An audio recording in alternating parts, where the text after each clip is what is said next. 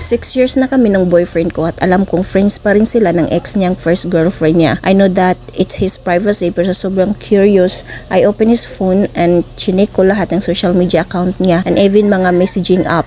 Nakita ko conversation nila nung best friend niyang lalaki. Miss ko na si ex pre. Sabi ni BF, loko ka pre, bad yan, paano na girlfriend mo niyan? Para ka na rin nag-cheat pag ganyan. Nag-uusap pa ba kayo ng ex mo? Sabi ng friend niya. Oo men, tropa pa rin kami kasi high school JF ko siya, diba? Ayun, para kasi kaming mag-best friend no. Dami ring pinagsamahan kaya hirap kalimutan. Pero mahal ko JF ko pre. Di ko lang alam ba't naalala ko pa ex ko, sabi ni BF. Alam mo men, klaruhin mo yung nararamdaman mo kasi may masasaktan sa mga gagawin mong desisyon, sabi ng friend. Tinigilan ko na sa pagbabasa ko.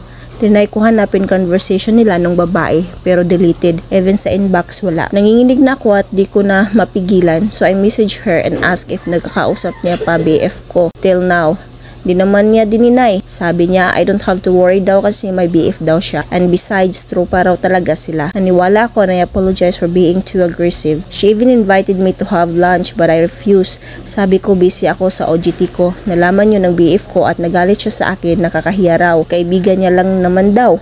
Bakit daw kailangan ko pa i-message? Wala ba akong tiwala sa kanya? Naiyak na lang ako at nag-sorry. Sabi ko takot lang ako na mawala siya sa akin. I let everything pass. Hinayaan ko na lang. Naging masaya kami for another 2 years. Then last week, parang problemado BF ko. Parang may gusto siyang sabihin sa akin pero di niya magawa. So ako na lang nagtanong. Sabi niya pressure daw siya sa work. Naniwala naman ako kasi workaholic talaga siya. Trinate ko siya ng dinner sa Tagaytay just to listen his pressure. All went well. At pinag-drive niya pa ako hanggang house namin. Kahapon galing ako sa kanila, may sasabihin sana akong napaka-importante. Pinag-bake ko pa siya ng red velvet cake na paborito niya. Pero wala siya sa kanila. Ate niya lang yung nandoon. So his sister and me had a little chat. Sinabi ko problemado ba yung kapatid niya at yung mukha ng ate niya parang hindi convinced. Ayun, ate, may balita nga sana ako, sabi ko sa kanya. Ako muna ay may babalita sa'yo, baka magkagulatan tayo, sabi ni ate. Ha, ano yun? Wala na ba siyang work? Okay lang naman yun, pwede ko siya ipasok sa work ko. Since naghahanap din sila ng mga bago, sabi ko. Hindi yun,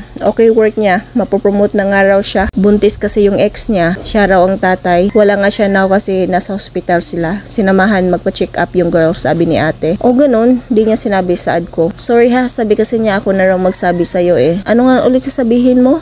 Wala ate, Diyos lang yun. Pasabi na lang good luck sa pagiging tatay niya, sabi ko. Di na ako nagpaalam kay ate. Diretso alis. Umiyak ako habang nagdadrive pa uwi ng kondo. Ang saya, di ba? Magkaibigan lang daw sila. Oo nga, kaibigan. Kaya pala ganun. Sayang, buntis din kasi ako. Siya rin tatay. Pero okay lang.